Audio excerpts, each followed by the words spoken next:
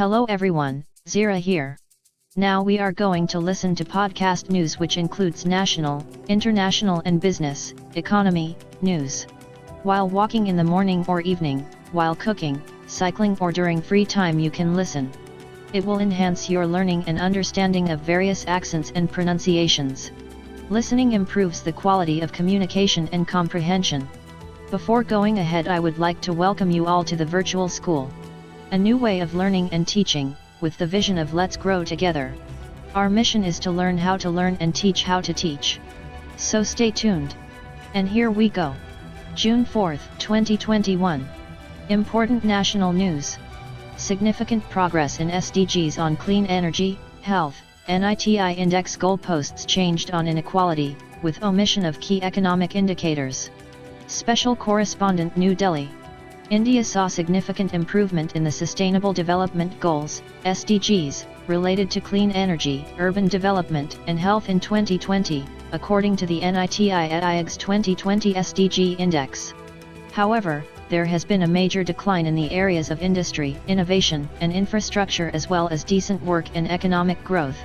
Although the index shows improvement on the inequality SDGs, the NITI Aayog has omitted key economic indicators used to measure inequality in income and expenditure last year and given greater weightage to social indicators instead.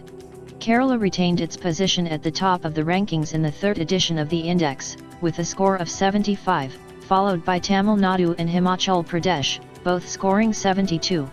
At the other end of the scale, Bihar, Jharkhand, and Assam were the worst performing states. However, all the states showed some improvement from last year's scores, with Mizoram and Haryana seeing the biggest gains. Developed by a global consultative process on holistic development, the 17 SDGs have a 2030 deadline.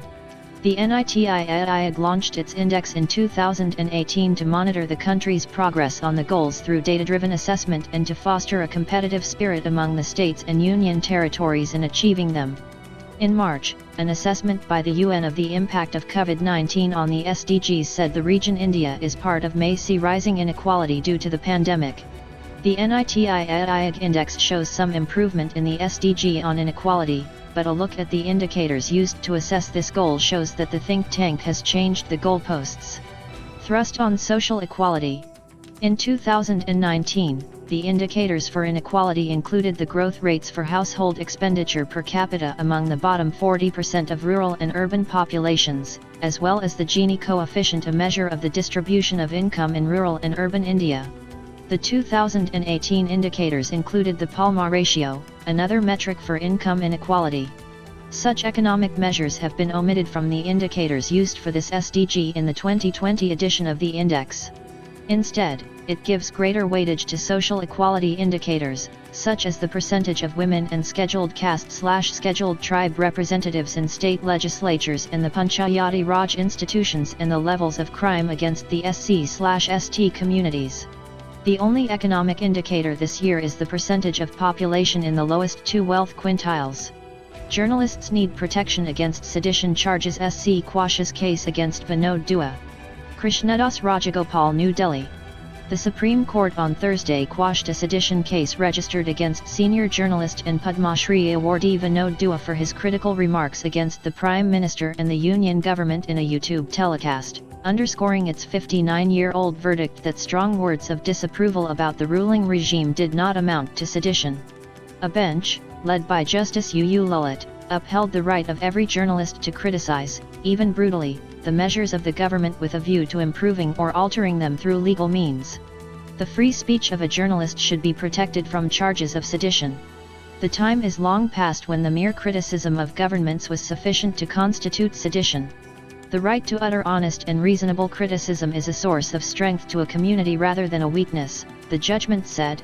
It upheld the spirit and intent of the 1962 Kedar Nath Singh verdict, which said, commenting in strong terms upon the measures or acts of government, or its agencies, so as to ameliorate the condition of the people or to secure the cancellation or alteration of those acts or measures by lawful means, that is to say, without exciting those feelings of enmity and disloyalty which imply excitement to public disorder or the use of violence, is not sedition. Justice Lalit declared, every journalist is entitled to protection under the Kedar Nath Singh judgment.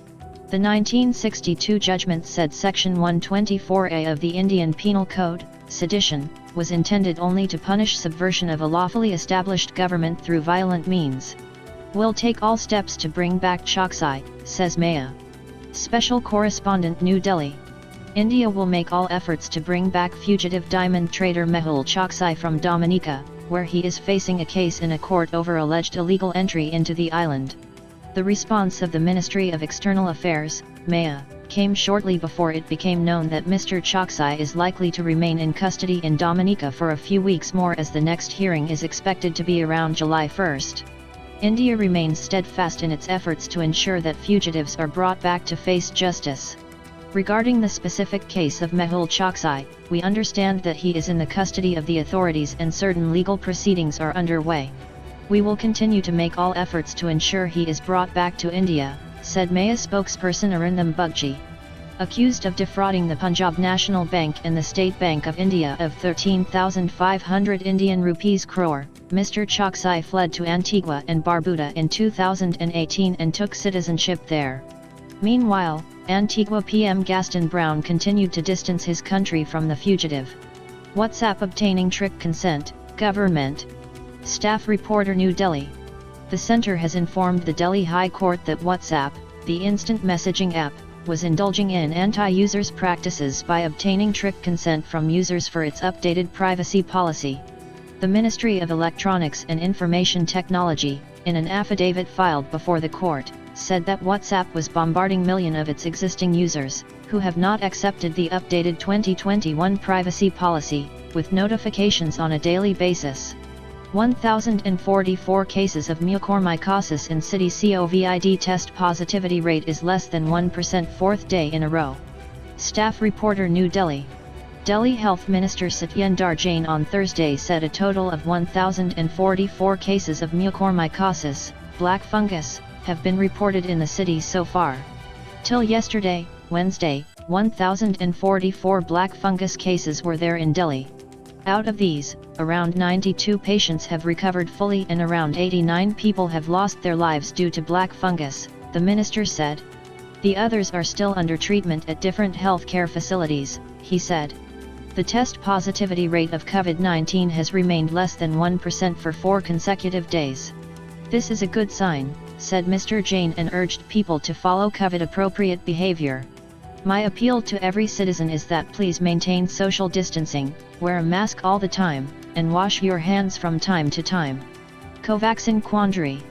Mr. Jain also said that many people who have taken the first dose of Covaxin are not getting the scheduled second dose in Delhi, and added that the situation has become like this because of the mismanagement by the central government. They have changed the schedule for vaccination. If the central government had given us the required number of vaccines, then no problem would have happened. But they are not providing vaccines. We are hopeful that people who are waiting for the Covaxin second dose will get it as early as possible, he said. Talks on with Pfizer, J&J, Moderna, MEA government. Trying to step up supply, Shringla. Kolol Bhattacharjee, New Delhi.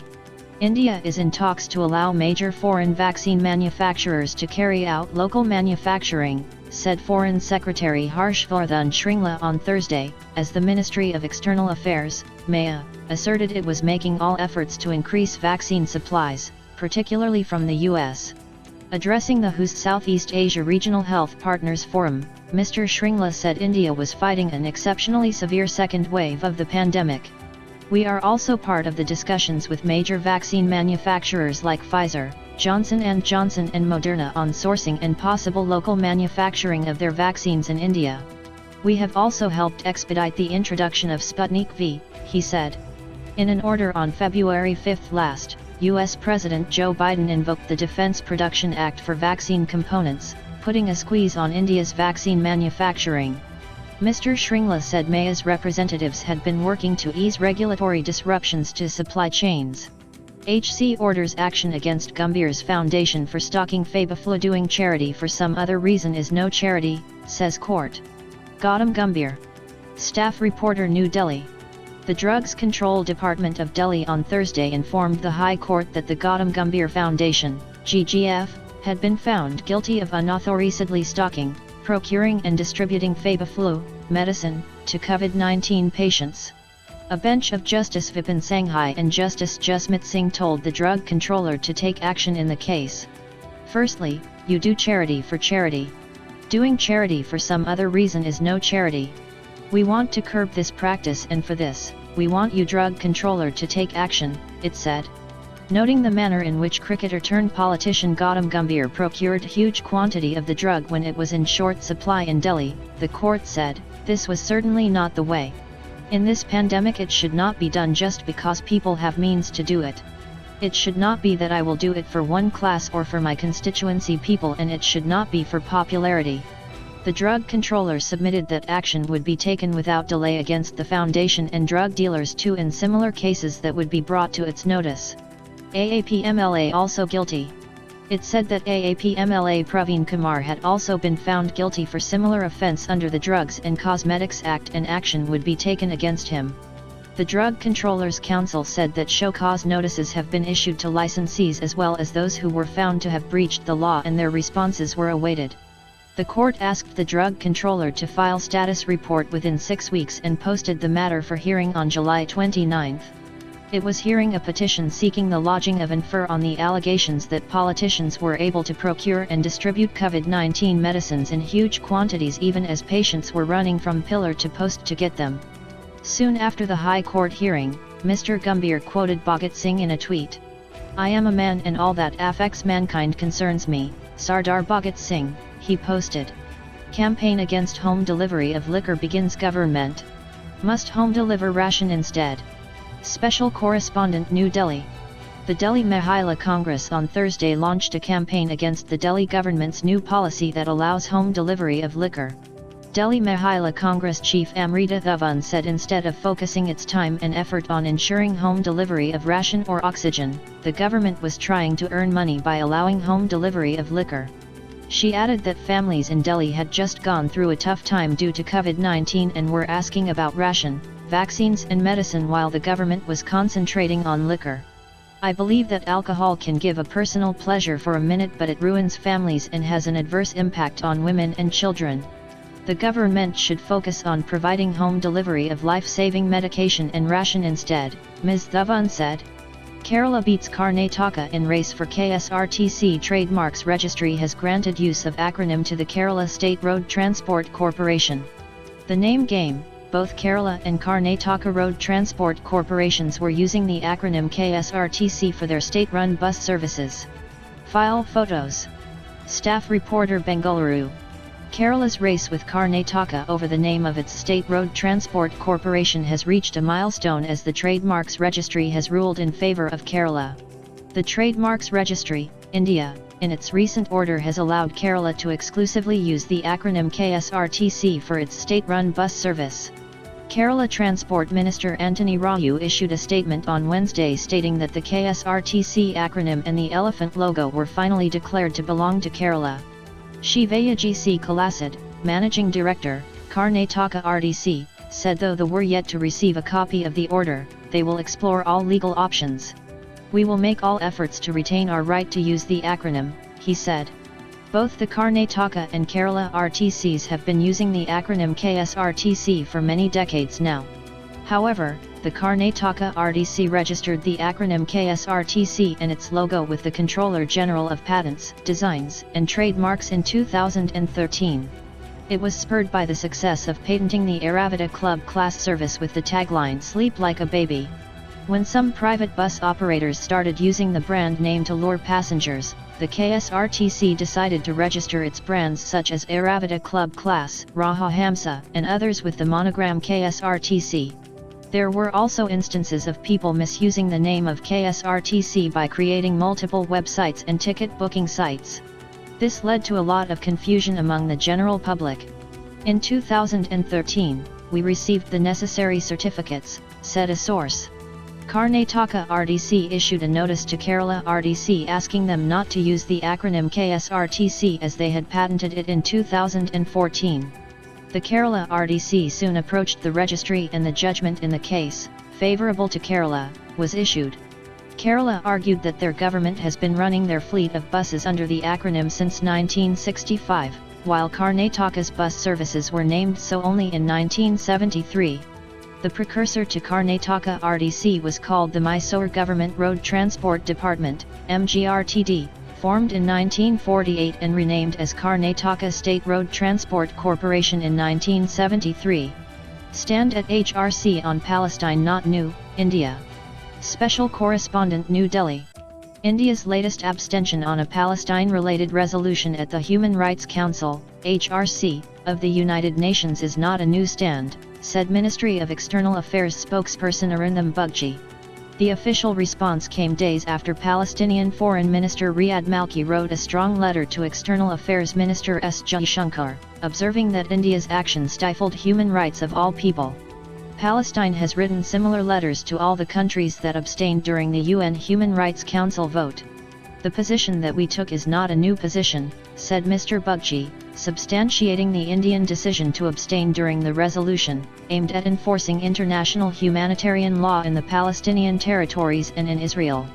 The resolution was supported by 24 members of the HRC. 9 members voted against it and 14, including India, abstained. Passing of the resolution led to the establishment of the International Commission of Inquiry to investigate violations in the occupied Palestinian territory, including East Jerusalem, and in Israel. CBSE cannot deny students' name change on certificates. Right to change names is part of freedom of speech, SC. Krishnadas Rajagopal, New Delhi. The Supreme Court on Thursday found a Central Board of Secondary Education, CBSE, rule that prohibited students from changing or correcting their names on board certificates, based on a presumption that it would affect administrative efficiency, far removed from social realities and even absurd. The court said the CBSE's examination bylaws of 2007 made it look as if the board was more concerned about administrative paperwork than the future prospects of its students, who use their certificates as a public document to go for higher studies and gain employment.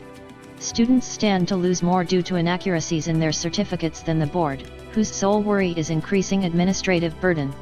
Administrative efficiency cannot be the sole concern of CBSE. Every institution desires efficiency in their functioning. But it does not mean that efficiency is achieved by curbing their basic functions. One of the primary functions of CBSE is to grant certificates to its students, a 3-judge bench led by Justice A.M. Kanwilkar observed in a 132-page judgment. Right to be forgotten. On the other hand, the court illustrated how a juvenile accused of being in conflict with the law or a sexual abuse victim whose identity is compromised due to lapses by the media or the investigative body may consider changing the name to seek rehabilitation in the society in exercise of their right to be forgotten. If the board, in such a case, refuses to change the name, the student would be compelled to live with the scars of the past, Justice Kanwilkar highlighted. The court ordered the CBSE to take immediate steps to amend the bylaws and incorporate a mechanism outlined in the judgment for recording correction or change, as the case may be, in the certificates already issued or to be issued by it. The court said one's name is an intrinsic element of identity. The right to change our name is part of the right to freedom of speech and expression. Submit assessment criteria. SC Court tells boards to spell out evaluation plan for Class 12 students in 2 weeks. Krishnadas Rajagopal, New Delhi. The Supreme Court on Thursday said it was happy that the government chose to cancel the Class 12 board exams and gave the Central Board of Secondary Education, CBSE, and the Council for the Indian School Certificate Examinations, CIS, 2 weeks to place on record the objective criteria by which they intend to assess the performance of the students. We are happy you have decided in principle to cancel the exam, but what are the objective standards for assessment? That is not spelled out here in this letter, Justice A.M. Kanwilkar, the lead judge on the bench, asked Attorney General K.K. Venugopal, who was appearing for the center. Mr. Venugopal said the process for fixing the criteria may take a little time and asked the court to dispose of the petition filed by an advocate, Mamta Sharma. The prayer made in the petition had been fulfilled with the cancellation of the exams. Justice Kanwilkar, however, said the petitioners would want to address the court once the government placed on record the assessment standards. Both sides may have issues concerning the objective criteria. Any issue, let them file an application, Mr. Venugopal replied. Justice Kanwilkar said the court would prefer to keep the petition pending till the objective criteria were also scrutinized. Initially, the government suggested filing the standards in 4 weeks, but the court insisted on 2 weeks. The students have apprehensions. Many students want to go outside for further education. This requires an urgent decision. Let the persons concerned interact on a day-to-day basis, said Justice Kanwilkar said. Justice Dinesh Maheshwari, the other judge on the bench, also asked why the government needed even 2 weeks, as objective criteria for assessment had been notified last year too when the board exams were similarly cancelled due to the pandemic. The CIS, represented by Advocate J.K. Das, urged the court to give more time, at least 3 weeks, to prepare the criteria for assessment. If you want to do it, finalize the objective criteria, you can do it overnight. Everything can now be done on video conferencing. Don't bargain for time like this. Do not force us to pass directions. Do it on your own, Justice Kanwilkar told Mr. Das. Ms. Sharma also raised the case of exams of Class 12 students under the state boards. She said the decision on the exams should be uniform across all boards. Let the CBSE/ICSE problem get over. You had only asked for CBSE/ICSE Class 12 exams. Now do not ask for the heavens, said Justice Kanwilkar. The court adjourned the case by 2 weeks. Strong policies on black carbon can sharply cut glacier melt. World Bank study regional collaboration is one way to address the question, suggests report. Glacial melt can lead to flash floods and soil erosion. G. Ananthakrishnan, Chennai. Black carbon, BC, deposits produced by human activity which accelerate the pace of glacier and snow melt in the Himalayan region can be sharply reduced through new, currently feasible policies by an additional 50% from current levels, a study by World Bank, WB, specialists has said. The research covers the Himalaya, Karakoram, and Hindu Kush, HKHK, mountain ranges, where, the report says, glaciers are melting faster than the global average ice mass. The rate of retreat of HKHK glaciers is estimated to be 0.3 meters per year in the west to 1.0 meter per year in the east. BC adds to the impact of climate change. Full implementation of current policies to mitigate BC can achieve a 23% reduction, but enacting new policies and incorporating them through regional cooperation among countries can achieve enhanced benefits, the WB said in the report titled Glaciers of the Himalayas, Climate Change, Black Carbon, and Regional Resilience, released on Thursday. BC is a short-lived pollutant that is the second largest contributor to warming the planet behind carbon dioxide, CO2. Unlike other greenhouse gas emissions, BC is quickly washed out and can be eliminated from the atmosphere if emissions stop, the publication says. Unlike historical carbon emissions, it is also a localized source with greater local impact. Some of the ongoing policy measures to cut BC emissions are enhancing fuel efficiency standards for vehicles, phasing out diesel vehicles and promoting electric vehicles, accelerating the use of liquefied petroleum gas for cooking and through clean cook stove programs, as well as upgrading brick kiln technologies, says the publication, edited by Muthukumar Mani, lead economist, South Asia region, World Bank.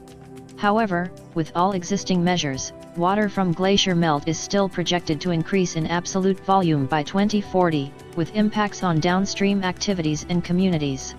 At a virtual panel discussion on the release of the report, Hartwig Schaefer, Vice President, South Asia Region, World Bank Group, said regional integration and collaboration was one way to address the question of melting glaciers.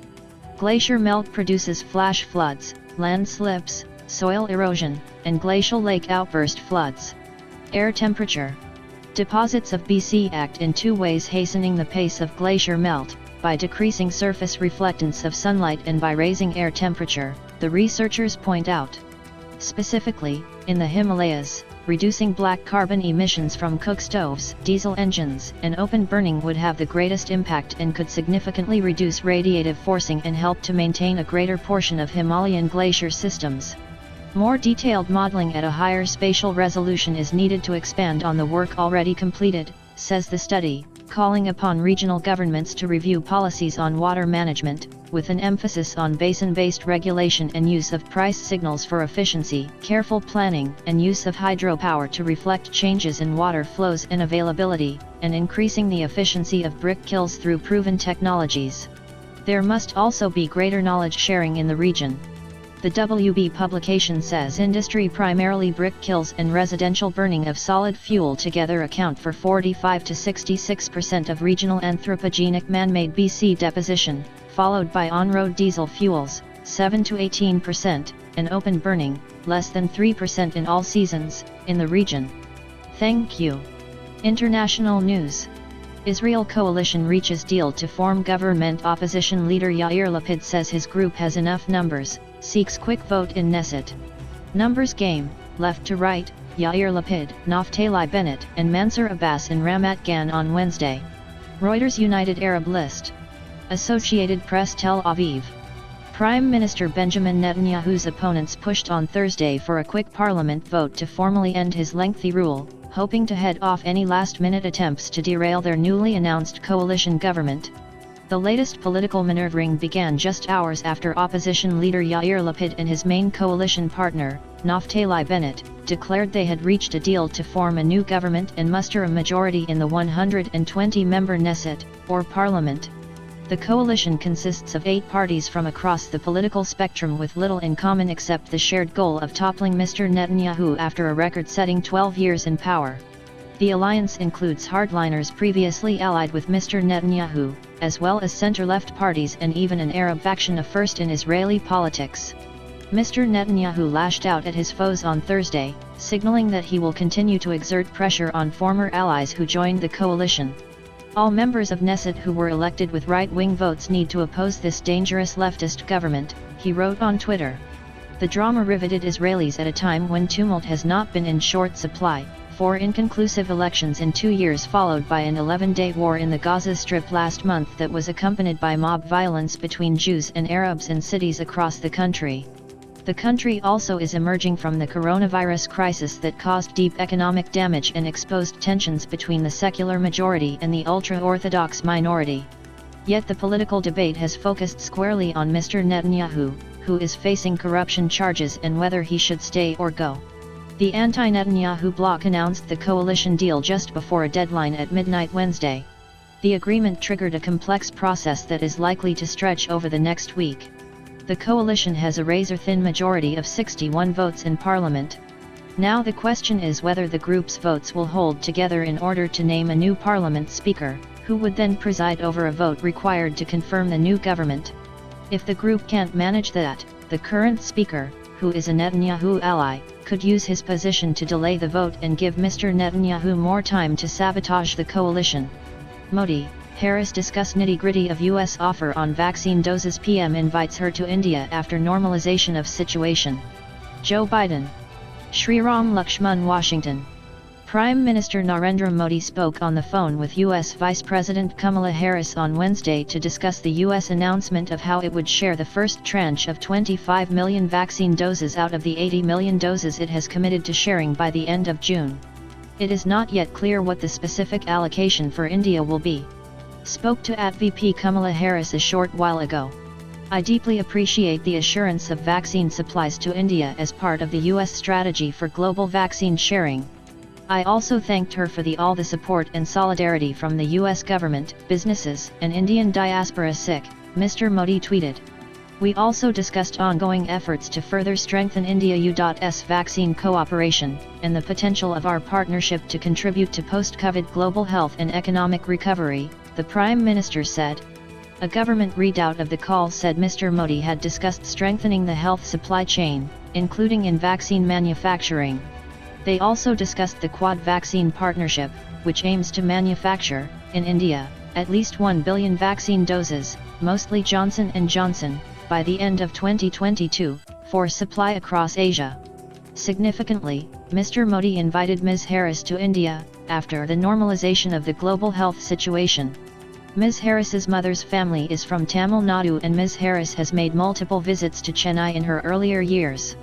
Vice President Kamala D. Harris spoke this morning to President Andrés Manuel López Obrador of Mexico, President Alejandro Giammattei of Guatemala, PM Narendra Modi of India, and PM Keith Rowley, chairman of the Caribbean Community, CARICOM, a White House readout of her calls said, adding that there were individual calls to each of the leaders, in which Ms. Harris notified them of the decision to share 25 million vaccine doses.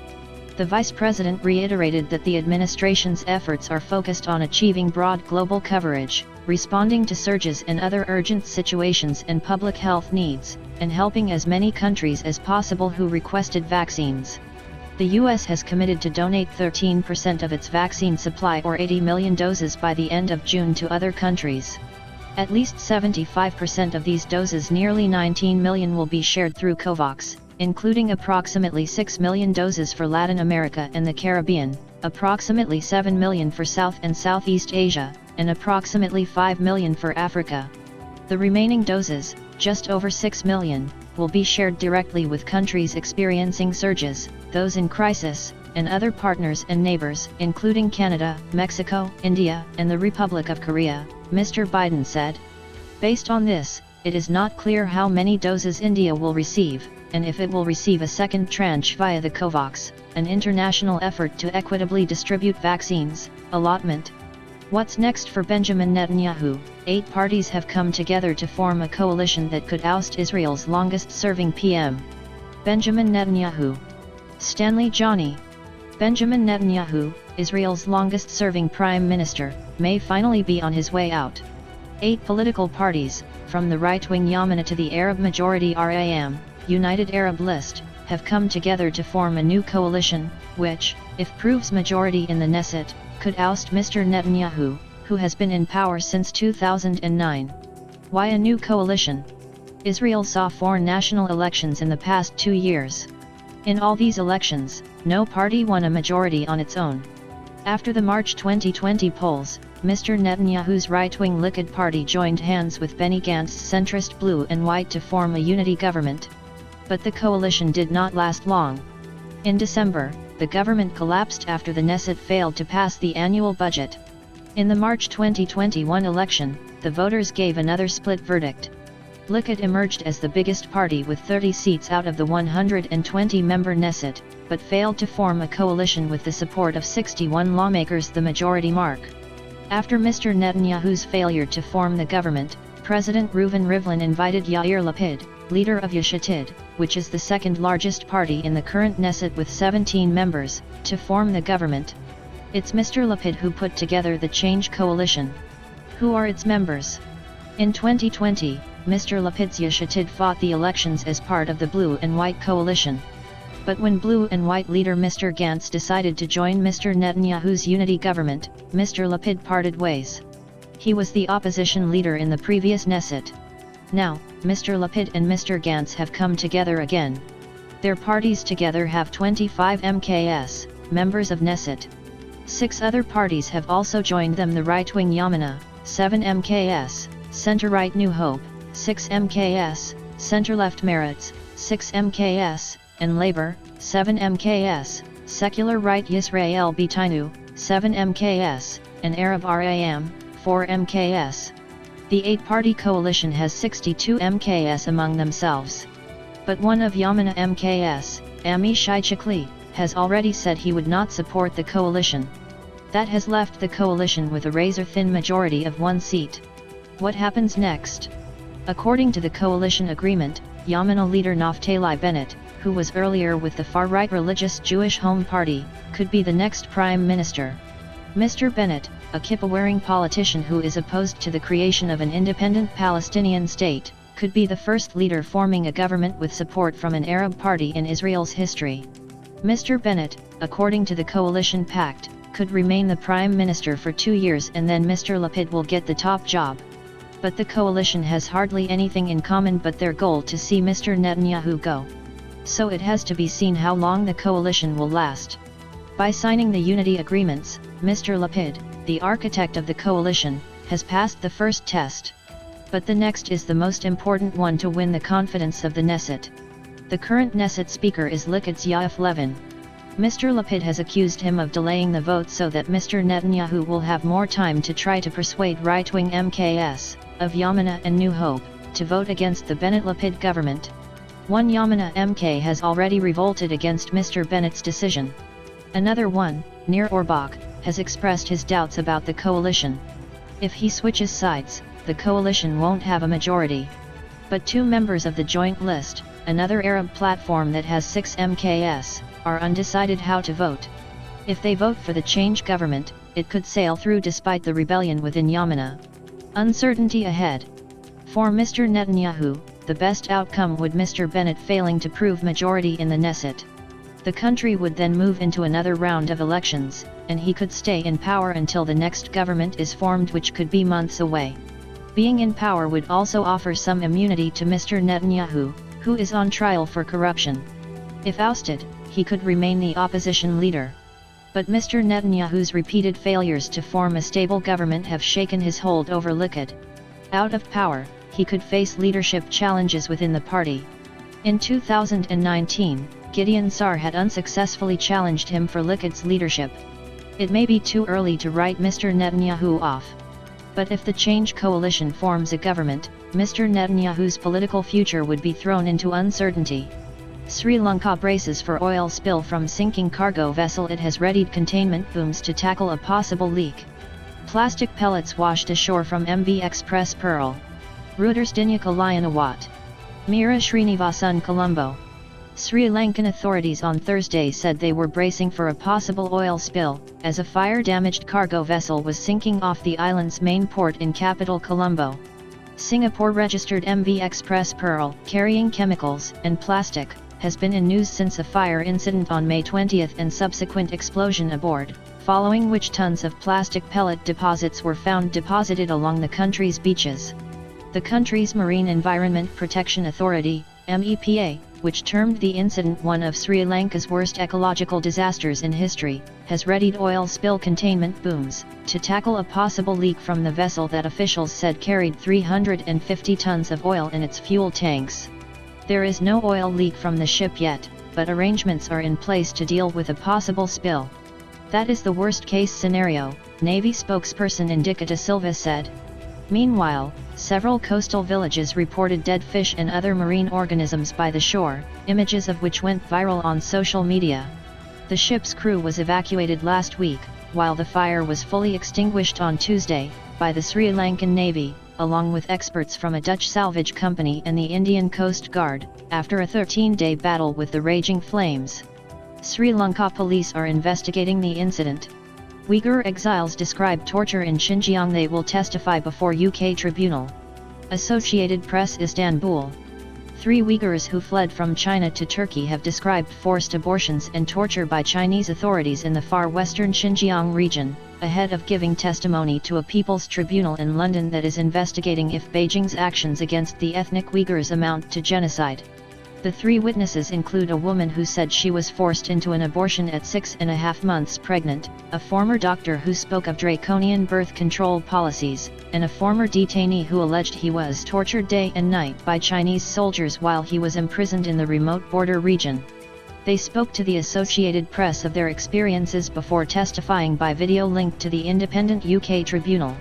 The tribunal, which does not have UK government backing, will be chaired by prominent human rights lawyer Jeffrey Nice, who led the prosecution of ex-Serbian President Slobodan Milosevic and worked with the International Criminal Court. The tribunal's judgment is not binding on any government. A third exile, Mohamed Tawekkel, said he was imprisoned and tortured in 2010 by Chinese authorities. Trump's Justice Department seized reporters' phone records attempt to identify sources for national security stories. NYT. Associated Press Washington. The Trump Justice Department secretly obtained the phone records of 4 New York Times reporters as part of a leak investigation, the newspaper reported on Wednesday.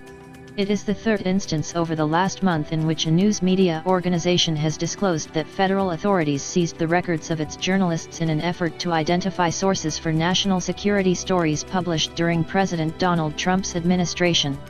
President Joe Biden has said he would not allow the Justice Department to continue the practice of obtaining reporters' records, calling it simply wrong. Justice Department spokesman Anthony Coley said the department notified the 4 reporters on Wednesday that it had obtained their phone records last year and that it had sought to obtain non-content email records as part of a criminal investigation into the unauthorized disclosure of classified information. The newspaper said the records that were seized covered a nearly 4-month period in 2017 and belonged to reporters Matt Apuzzo, Adam Goldman, Eric Lichtblau, and Michael S. Schmidt. Mr. Lichtblau has since left the newspaper. The journalists are neither the subjects nor the targets of the investigation, Mr. Coley said. U.S. offers reward to find AQIM leader. Agence France-Presse Washington. The U.S. State Department posted a $7 million reward on Wednesday for information leading to the location or identification of Abu Ubaida Yusuf al-Anabi, the leader of al-Qaeda in the Islamic Maghreb, AQIM. The department said Anabi was declared the emir of the Northern Africa region branch of al-Qaeda in November 2020 and his predecessor, Abdulmalek Droughtel, was killed 5 months earlier. NASA announces 2 new missions to Venus. NASA announced 2 new missions to Venus on Wednesday that will launch at the end of the decade and are aimed at learning how Earth's nearest planetary neighbor became a hellscape while our own thrived. These 2 missions both aim to understand how Venus became an inferno-like world, capable of melting lead at the surface, said Bill Nelson, the agency's newly confirmed administrator. AFP. Thank you. Economy news. Services exports rose by 6.4% in May. Vathvan says exports recovery comprehensive, asserts volumes rather than prices driving growth. Perception issue, bilateral trade with China is more balanced today, asserts Vathvan. PTI. Special correspondent New Delhi. India's services exports grew by 6.44% in May to $17.85 billion, while services imports grew just 0.3% to $10 billion, as per initial estimates, Commerce Secretary Anup Vathvan said on Thursday. There is a comprehensive recovery in India's exports with May's numbers building on the performance in April, Mr. Vathvan said, citing the 67% rise in merchandise exports in May, which was also 8% higher than the pre-pandemic month of May 2019. Services trade recorded a 15.4% higher surplus year-on-year last month, so the trade surplus from the sector had gone up, the Commerce Secretary said. Preliminary estimates for May's merchandise trade were released on Wednesday, while the data for services trade is an estimation, which may undergo revision with subsequent data releases from the Reserve Bank of India. While petroleum and gems and jewelry exports had been doing badly earlier, Mr. Vathvan said that they had contributed significantly to May's numbers, suggesting that this is a turning point for the two. Dismissing suggestions that imports from China were consistently rising despite India's Atmanirbhar Bharat program, Mr. Vathvan asserted that the view was not an accurate conclusion and that the country's trade with China was more balanced today. Wait for PLI's effects. Many of the measures taken are medium-term, so their effects will start showing. The production-linked schemes are materializing into investments on the ground in a very expedited framework, and the outcomes will be visible in the medium term to long term, more in the early medium term. In sectors like electronics and mobile phones, this will be visible by next year itself, the Commerce Secretary added. Mr. Vathvan asserted that rising commodity prices had not influenced the higher export figures. We will give you that analysis, but the fact that the world is facing a recession, I don't think the price aspect would be very dominant. The dominant effect would be from volume growth.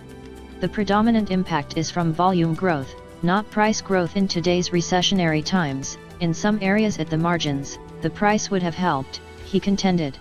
The long-awaited notification of the remission of duties and taxes on export products, RODTEP, scheme would be done very early, Mr. Vathvan reiterated again.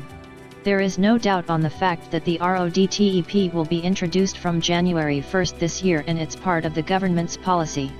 It's a new scheme, needless to say, it has some implementation issues. We have been addressing them, and very soon, we will be able to implement it, he said. Services PMI shrinks, job cuts accelerate, May reading slumps to a 9-month low. In a bind, firms were able to pass on only some of the increase in input costs due to weakening demand. AFPAF. Reuters Bengaluru. Activity in the dominant services industry contracted in May for the first time in 8 months as lockdowns to curb the second wave of COVID-19 dampened demand, prompting firms to cut jobs at the fastest pace since October, a private survey showed. Despite a recent slowdown in reported infections, India is still recording well over 1,000,000 cases and more than 3,000 deaths a day, forcing most states to keep tight restrictions on business activity in place. The Nikkei/IHS Market Services Purchasing Managers Index fell to a 9-month low of 46.4 in May, from 54.0 in April, sliding below the 50 level that separates growth from contraction for the first time in 8 months. Foreign demand shrinks. Overall demand contracted at the sharpest rate since August, with foreign demand shrinking at the fastest pace since November. While PMI data released at the start of the month showed that the manufacturing industry managed to keep its head above water in May, the service sector struggled as the pandemic escalated, noted Pollyanna de Lima, Economics Associate Director at IHS Markit.